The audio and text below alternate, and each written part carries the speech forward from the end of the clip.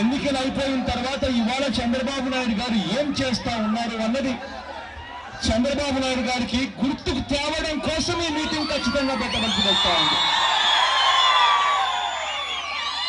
ఇవాళ ఈ మీటింగ్లో నేను మాట్లాడడం కన్నా కూడా మీకే మైక్ ఇస్తాను. డ్వాక్రా అక్క చెల్లెమ్మని ముందుకు రండి, రైతన్నలు ముందుకు రండి. మనం పడతా ఉన్న బాధను చంద్రబాబు నాయుడు గారి ఎన్నికల వేళ తాను కట్టద్దు అని అంటే మనం రుణాలు కట్టకుండా ఉన్నందుకు ఇవాళ మనకు వచ్చిన బాధలు కష్టాలు ఏమిటి అన్నది ఆ వేళ చంద్రబాబు నాయుడు గారు ఏం మాటలు చెప్పారు.